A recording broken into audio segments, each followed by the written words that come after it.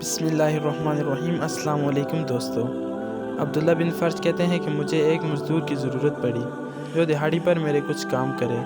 میں بازار میں آیا۔ بازار کے اخیر میں ایک زرد رنگ والا نوجوان بیٹھا ہوا تھا جس کے سامنے ایک تھیلا پڑا ہوا تھا، جسم پر ایک اونی جبہ تھا اور اونی چادر تھی۔ میں نے اس سے پوچھا کیا مزدوری کرو گے؟ انہوں نے کہا جی ہاں۔ میں نے کہا کتنے پیسوں پر؟ اس نے کہا 1 درہم پر۔ میں نے کہا ٹھیک ہے، چلیں کام کریں۔ اس نے کہا میری ایک شرط ہے۔ میں نے پوچھا وہ کیا ہے؟ اس نے کہا جب ظہر کے وقت مؤذن اذان دے گا تو میں وضو کر کے مسجد میں جماعت کے ساتھ نماز پڑھ کر واپس آؤں گا۔ میں نے کہا یہ شرط منظور ہے۔ وہ میرے ساتھ چل پڑا۔ جب ہم گھر پہنچے تو میں نے اسے سامان مہیا کر دیا۔ اس نے کمر باندھ کے کام شروع کر دیا اور ظہر کی اذان تک مجھ سے کوئی بات نہ کی۔ جب ظہر کی اذان ہوئی تو مجھ سے کہا اے عبداللہ اذان ہو گئی ہے۔ میں نے کہا ٹھیک ہے۔ وہ چلا گیا، نماز پڑھ کے واپس آیا اور عصر تک کام کرتا رہا۔ جب عصر کی اذان ہوئی تو مجھ سے کہا اے عبداللہ اذان ہو چکی ہے۔ میں نے کہا ٹھیک ہے۔ وہ چلا گیا، عصر کی نماز پڑھ کر واپس آیا اور دن کے اخیر تک کام کرتا رہا۔ میں نے اسے اجرت دی، وہ چلا گیا۔ کچھ دن بعد مجھے پھر مزدور کی ضرورت پڑی۔ میری بیوی نے مجھ سے کہا کہ وہی نوجوان کاریگر تلاش کر کے لاؤ کیونکہ اس نے ہمارا بہت اچھا کام کیا تھا۔ میں نے اس کے بارے میں پوچھا۔ لوگوں نے کہا کہ اس زرد رنگ والے نوجوان کے بارے میں پوچھتے ہو، وہ تو کم نصیب ہے جو ہفتہ ہفتہ ہمیں نظر نہیں آتا۔ وہ صرف ہفتے کے دن بیٹھتا ہے اور سب سے اخیر میں اکیلا بیٹھتا ہے۔ عبداللہ کہتے ہیں میں چلا گیا۔ ہفتے کے دن پھر بازار میں آیا تو مجھے مل گیا۔ میں نے ان سے پوچھا کام کرو گے؟ انہوں نے کہا کہ مزدوری اور شرط آپ کو معلوم ہے۔ میں نے کہا اللہ خیر کرے گا۔ اس نے دوبارہ پہلے کی طرح کام کیا۔ میں نے اس کے کام کو دیکھ کر زیادہ اجرت دینے لگا۔ اس نے زیادہ لینے سے انکار کر دیا۔ میں نے اس پر اصرار کیا۔ وہ مجھے ڈانٹ کر اور مجھے چھوڑ کر چلا گیا۔ اس بات نے مجھے غمزدہ کر دیا۔ میں اس کے پیچھے گیا اور اس نے مجھ سے نرمی سے بات کی تو اس نے صرف مزدوری لے لی۔ کچھ مدت بعد مجھے پھر مزدور کی ضرورت پڑی۔ میں ہفتے کے دن بازار گیا اور میں اس سے نہ مل سکا۔ میں نے اس کے بارے میں پوچھا۔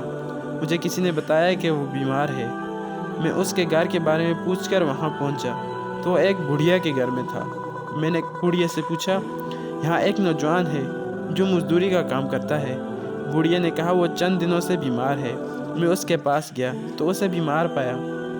وہ کافی بیمار تھا اور چرپائی پر لیٹا ہوا تھا۔ اس کا سر ایک کپڑے سے بندھا ہوا تھا اور اس کے سر کے نیچے اینٹ تھی۔ میں نے اسے سلام کر کے پوچھا کیا تمہیں کوئی ضرورت ہے؟ اس نے کہا جی ہاں، اگر آپ قبول کر لیں۔ میں نے کہا انشاءاللہ قبول کروں گا۔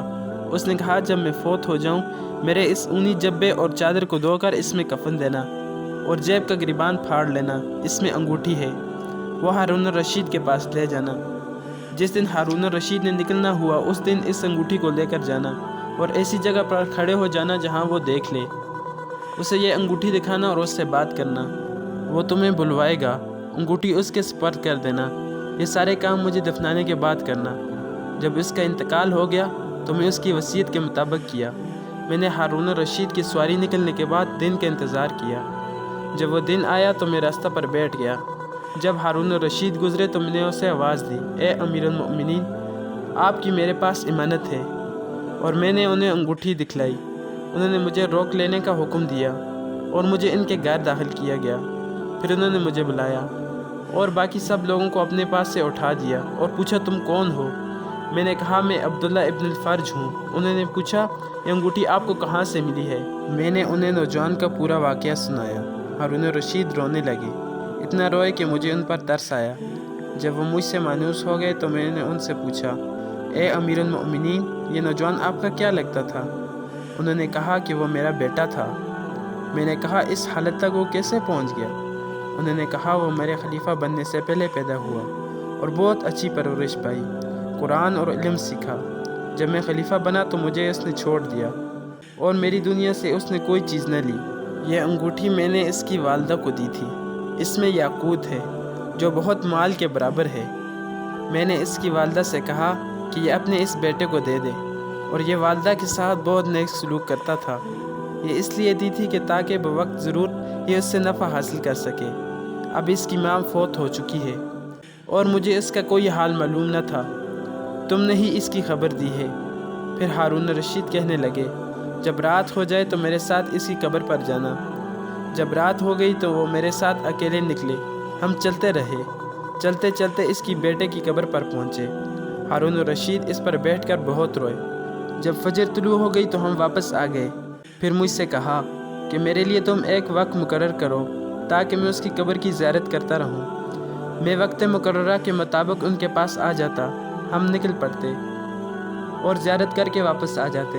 अब्दुल्ला बिन फर्ज कहते हैं कि मुझे उस नौजवान का पता न चला कि वो हारून रशीद का बेटा है। सिर्फ उस वक्त पता चला जब उन्होंने मुझे खुद बताया। इस वाक़ये से हमें यह सबक मिलता है कि हालात जैसे भी हों, हमें अल्लाह ताला से ताल्लुक़ नहीं छोड़ना चाहिए। बस अल्लाह ताला से दुआ है कि हम सबको अपना दायमी कुर्ब नसीब फरमाए।